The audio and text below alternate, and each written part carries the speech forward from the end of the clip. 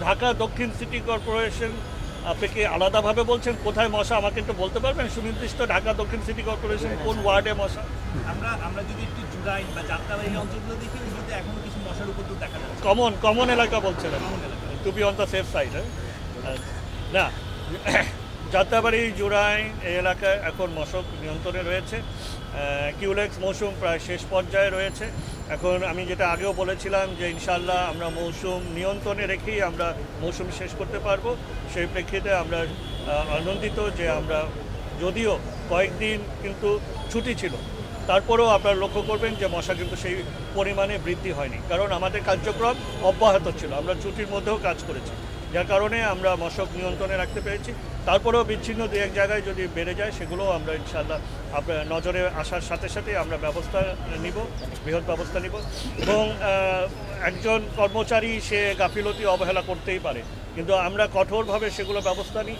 যদি আমরা গাফিলতি অবহেলা আমাদের নজরে আসে, তার সাথে সাথে আমরা দ্রুত এবং কঠোর ব্যবস্থা কিন্তু নিয়ে থাকি, যার ফলশ্রুতিতে এখন ঢাকা দক্ষিণ সিটি কর্পোরেশনের এলাকায় মশক কর্মীরা অত্যন্ত ভালো কাজ করে চলেছে। তারপরেও যদি কোনো চিহ্নিত হয় তাহলে অবশ্যই আমরা তার বিরুদ্ধে কঠোর ব্যবস্থা নিব এবং অনেকেরই আমরা কর্মচ্যুত করে থাকি এবং অন্যান্য চাকরি বিধিমালা অনুযায়ী অন্যান্য ব্যবস্থা নিয়ে থাকি।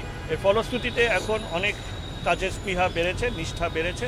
আমরা আশা করছি যে এরকম কোনো সুযোগ বা অভিযোগ আমরা পাবো না। তারপরেও যদি এরকম কোনো পাওয়া যায় অবশ্যই আমরা কঠোর ব্যবস্থা নেব। তবে আমরা এখন কিন্তু প্রস্তুতি নিচ্ছি আসন্ন বর্ষা মৌসুমকে সামনে রেখে, একদিকে যেরকম জলাবদ্ধতা নিরসন, দ্বিতীয় হলো এডিস মশার বিস্তার রোধের জন্য আমাদের সকল প্রস্তুতিমূলক কার্যক্রম আমরা নিচ্ছি। আমরা মে মাস থেকেই আমাদের ঢাকা শহরে যারা অংশীজন আছে, বৃহৎ অংশীজন যারা রয়েছে, যাদের আবাসন রয়েছে, যাদের বৃহৎ স্থাপনা রয়েছে, তাদের সাথে আমরা মত বিনিময় শুরু করব এবং সেই এলাকাগুলোকে চিহ্নিত করে আমরা প্রাথমিক পর্যায় থেকে সেখানে আমরা আমাদের অভিযান শুরু করব। যেমনি আমি বলতে পারি, একটি দিয়েই বলি, যেরকম থানা আমাদের ঢাকা শহরের, আমার ঢাকা দক্ষিণ সিটি কর্পোরেশন এলাকায় 24টা থানা।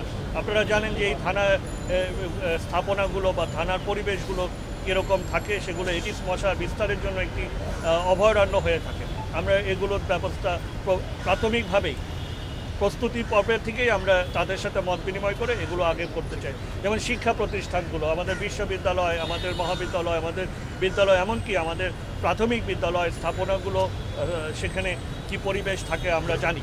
সেই বিষয়গুলো আমরা চিহ্নিত করে এরকম আমাদের যে বৃহৎ আবাসন রয়েছে, গণপূর্তর, যেরকম আমাদের আজিমপুর কলোনি, রেলওয়ে কলোনিগুলো রয়েছে, এই বৃহৎ স্থাপনাগুলোকে আমরা প্রাথমিক পর্যায়ে প্রস্তুতি পর্যায়ে আমরা অভিযান করে আমরা সেগুলো পরিষ্কার রাখতে চাই এবং তাদেরকে সম্পৃক্ত করে, তাদেরকে নিয়ে মত বিনিময় করে তাদের মাধ্যমে আমরা এই কাজগুলো করতে চাই, যাতে করে মৌসুমে গিয়ে এগুলো আমাদের জন্য আর জটিল আকার ধারণ না করে বা সমস্যা সংকটে পরিণত না হয়। এর জন্য এভাবে আমরা আমাদের মৌসুমকে সামনে রেখে আমাদের কার্যক্রমকে আমরা সাজিয়ে, কর্মপরিকল্পনাকে সাজিয়ে তুলেছি।